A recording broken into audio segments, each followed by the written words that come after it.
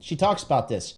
Um, she says that she actively admits she scams her OnlyFans subscribers. Okay, this is how drunk on power this chick is.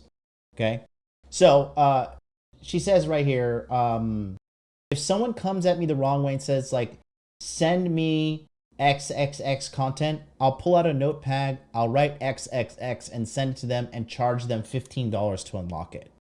Okay, that's not like that's like ethically wrong. But again, these chicks are just so drunk on power that and she has influence and she's doing shit like this, and other women think it's funny and cool, and then ultimately she's just putting these chicks in a worse position. You're just not seeing the fallout of her shit, because the thing is, chicks like this, they're so addicted to attention and they don't live in reality. They can be this delusional, insufferable, literal whore and get away with it because they have money and fame to protect them from the consequences of their actions. But again, this chick, bro, like, you're never gonna see her. I don't think ever gonna see her in a healthy long-term relationship. I mean, she is already. Let me see. I think she's 31. She's 29. Damn, she looks bad. So she's 29 years old. She's 29. The wall is gonna hit her hard. Yikes, bro. Damn, I did not know that.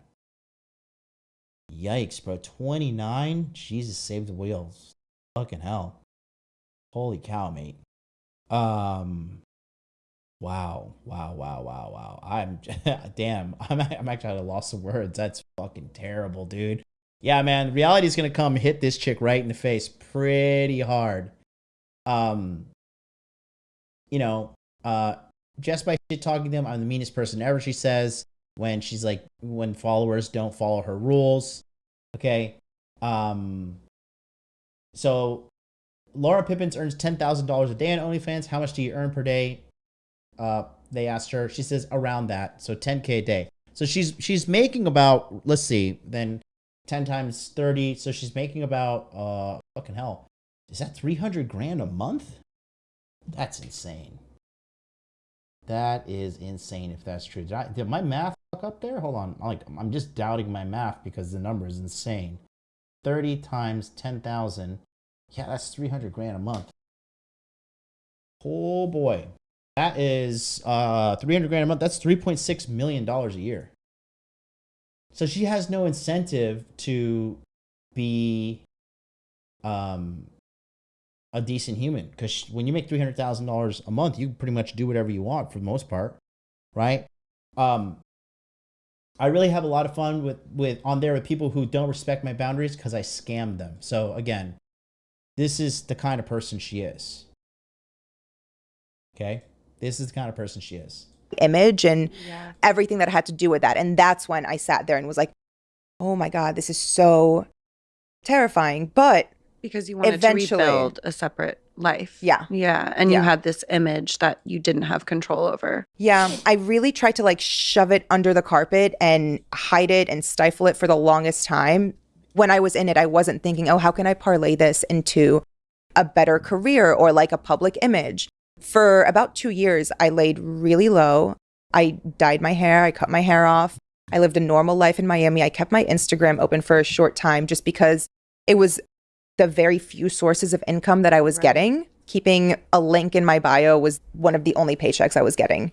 Once that went away, that was when I started to panic. And after my Instagram had gotten hacked and then deleted, I decided to move to Austin and start a career on the internet. And how old were you when that happened? Like when did you quit? And then what were those 2 years? How old were you? It was in between the end of 2014 and January, February of 2015. And I was 21. Wow. 22. And you were trying to rebuild something completely separate and realizing that you basically couldn't, right? Yeah. Around 23, 24 is when I was like, I'm already too recognizable, even only having been on the internet, like Instagram, for about a year at that point. I couldn't have a normal life. And I had to accept that. And that's when I was like, okay, how can I parlay this shit situation that I can say I gave it like the old college. And, you know, it's funny, her Instagram completely has no trace of her ex-husband whatsoever. Hilarious. I tried to get a job at 2 different corporate type offices. Did not work. I just up and moved to Austin. All by yourself. Fully back on social media. Yeah. Wow. I've heard you talk about shame before, and I am so interested in shame. And I think my understanding of shame, it was so different when I just heard that word and it was kind of passed around, and then going to therapy and actually thinking about shame and what it actually looks like and what it feels like. How did you conquer your shame? Because I imagine that must have been one of your first steps. I mean, obviously you had tried something and been like, okay, this isn't going to work. I need to kind of accept the reality of this. But I'm assuming also you had to do some work starting kind of at that point to get over the shame that you had and just the self-blame and all of that. How did you do that? Thank you for asking that. It was after I moved to Austin. After living there for about 6 months, I decided to go to therapy. And going to therapy for the first time kind of just opened my eyes to the world of therapy and how there's so many different kinds. So I started with a therapist in Austin, and we targeted that everything led back to my shame. And it was really hard to come face to face with that. Toxic shame. Again, we talk about this in the Masculine Empowerment Network.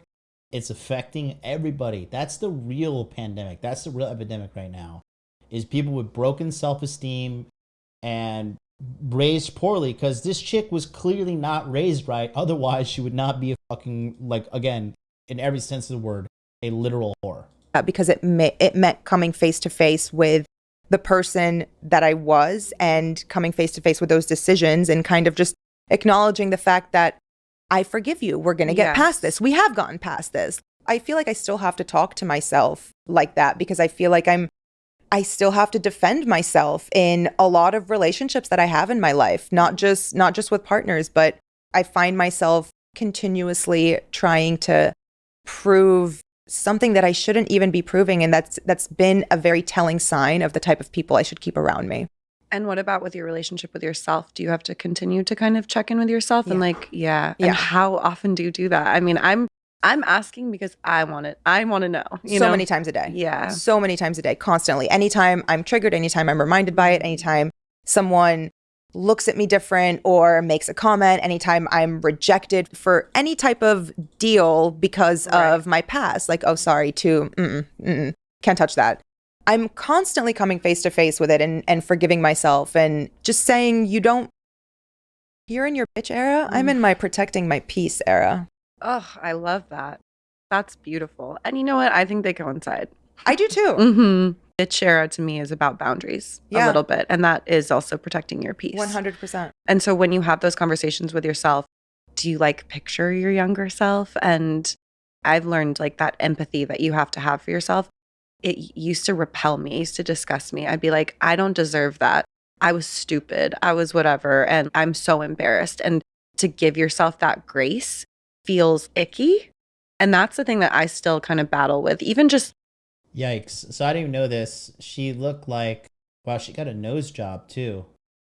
Yeah, this chick is fucking littered with self-esteem issues, mate. Like, I had no idea. I don't, all I know is this chick is just, you know, a porn star. This cracks me up. Here's my face surgery, and I got to get my tits out. By the way, here I am showing off what happened to me for my nose job and my cleavage, just in case you don't care. Again, yikes, bro. Fucking yikes, McGikes, man.